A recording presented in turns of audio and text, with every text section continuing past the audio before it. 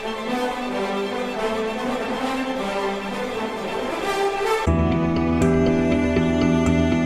back, friends. So we're looking at the blesseds, the saints and the blessed married couples through the centuries. So we've had Anne and Joachim, Joseph and Mary, and now let's take a look at Monica and Patricius, keeping in mind the notion of looking at couples in the time period that they are placed. Okay. So what's going on in the time right now? And again, coming to Ferdinand Holberg's book, Ignatius Press, 2001. Sure. I was just going to ask, where is that book from? Tell me again. Ignatius, I missed it. Ignatius Press. Okay, sorry. Sure. So in Rome, we have invasions. The Goths who are fleeing the Huns. There are civil wars.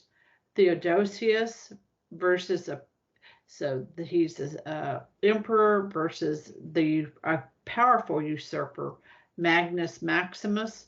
There's internal corruption, financial desperation, and religious discord, such as the Trinitarian Christianity versus the Arian heresy. Mm-hmm. So this is Monica dies 387 in Patricius. She's born in 331 in Tagaste, North Africa, to a very pious family where Christian morality was held in high esteem. Patricius was a pagan who had a small estate in Tagaste and belonged to the town council. He had problems with anger, violence, and infidelity. When Patricius became angry, Monica did not engage her husband in both words and deeds. When his anger would subside, she would speak to him. She did not gossip about her husband's faults. She looked forward to when God's mercy would engulf him. He would convert and thus be made chaste. She also regarded the marriage contract as a legal instrument, making wives slaves to their husbands. So we're not going to gloss. Y'all don't come here for gloss. Sarah doesn't come here for gloss. So we're going to be we're looking at it. But that's the time frame here. So we have to remember though that she is just so we can put it into its context. She is entering into what would have been the legal marriage because her husband was a pagan. And so in that view, it was the pagan belief that had that as its presumptive belief, but that would never have been the teaching of the Christian church that the wife became chattel of the groom.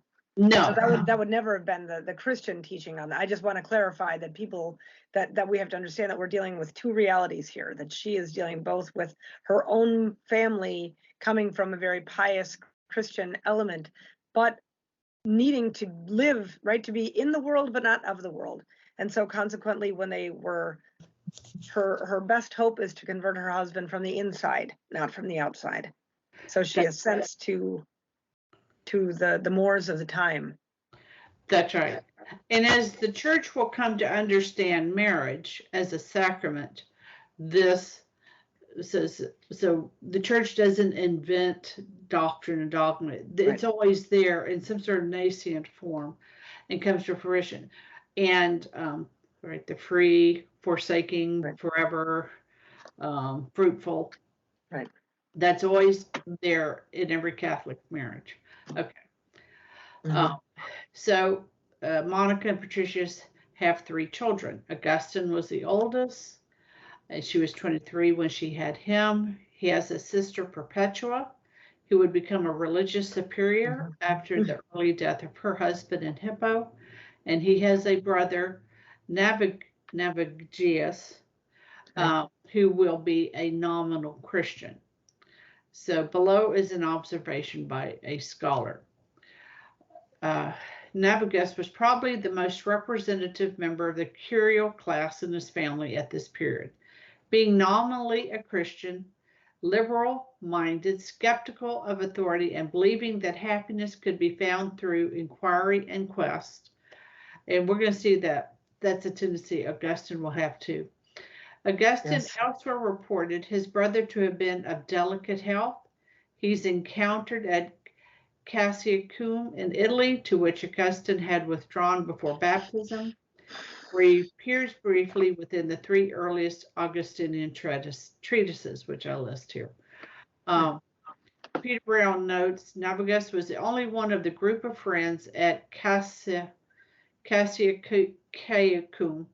who persistently refused to see the point of what his brother was saying. So we see there's this problem between the brothers of what Augustine will say, at least as evident from these treatises. Right. In spite of the fact that Monica gave all three of her children a genuine Christian upbringing. So we see her sainthood isn't tied to how her children will fare. Right. Heresies of the day. So we talked about sin and sanctity. Heresies of the day included Neoplatonism, where evils of failure of goodness. Instead, so that's a heresy. Evils of failure of goodness. Goodness some fails. No, and this was the crux for Augustine. Evil is a lack of goodness. It doesn't have a positive existence of its own. Right. It's more of a parasite on good, if you will. It's a privation. So the lack of a good that ought to be there versus a negation, not necessarily evil. Then, of course, there was Manichaeism. There was, which is a dualist and Gnostic, infinite goodness, infinite evil. Of course, the body was bad. Yes. Persian ideas. There's all kinds of challenging heresies going on. And Augustine, who's really bright, studies and challenges them all. Monica will spend many hours in prayer. She was generous to the poor, so there's that generosity. And she's considered a saint in both the Catholic and Orthodox churches. Does it say temporally when Patricius dies?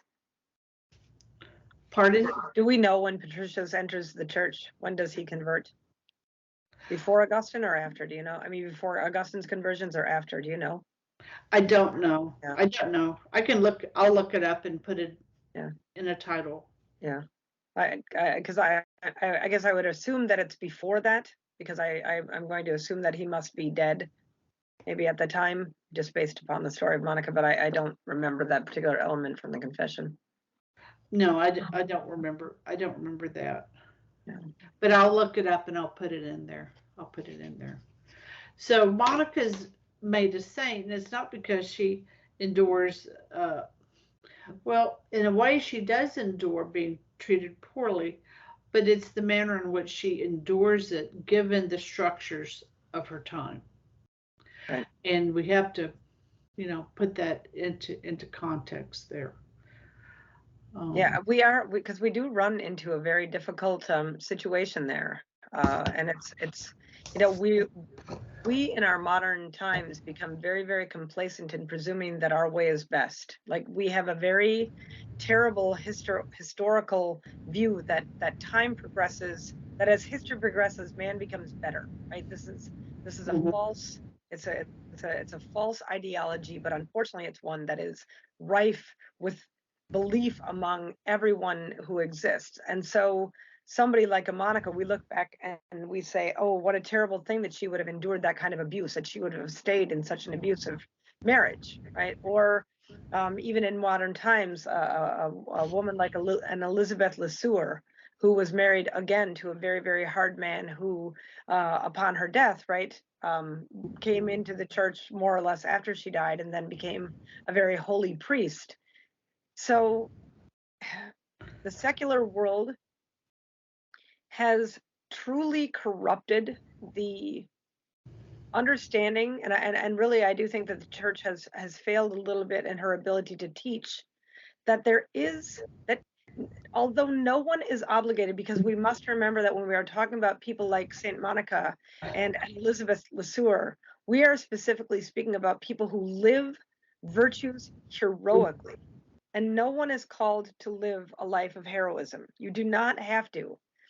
But it is an unfortunate reality that people cannot recognize that Monica could foresee a better outcome to her obedience and to her silent suffering than what might have come had she abandoned her husband to a different life.